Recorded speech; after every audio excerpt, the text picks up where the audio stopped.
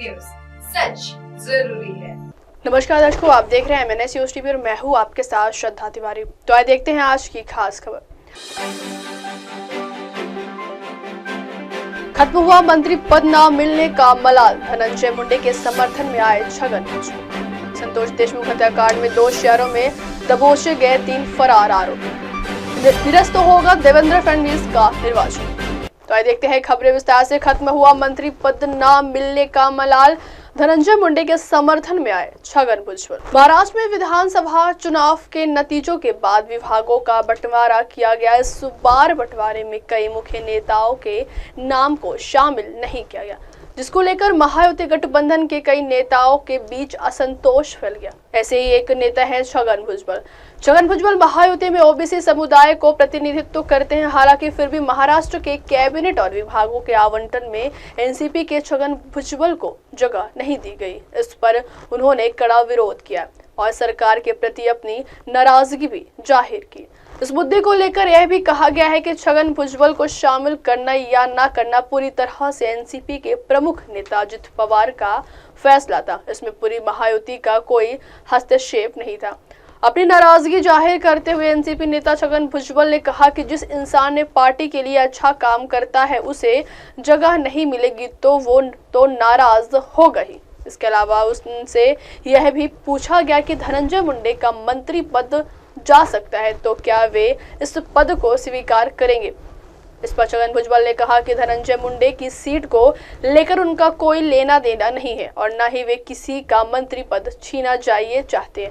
हालांकि जब उनसे ये पूछा गया कि क्या वे कोई भी मंत्री पद नहीं चाहते तो इस पर वो मौन हो गए। अगली खबर। संतोष देशमुख हत्याकांड में 2 शहरों से दबोचे गए 3 फरार आरोपी।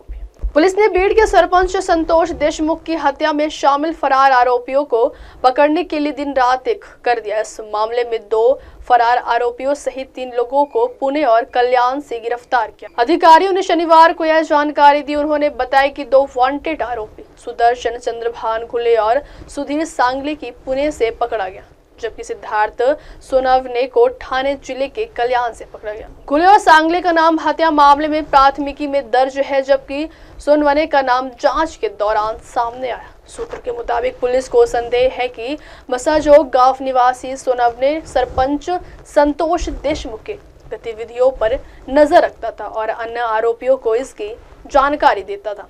एक पुलिस अधिकारी ने बताया कि पुलिस ने सुदर्शन घुले और सुधीर सांगले को गिरफ्तार कर उन्हें सीआईडी के विशेष जांच दल को सौंप दिया। अगली खबर। निरस्त होगा देवेंद्र फडणवीस का निर्वाचन। महाराष्ट्र विधानसभा चुनाव में इस बार महायुति गठबंधन की महाजीत हुई है।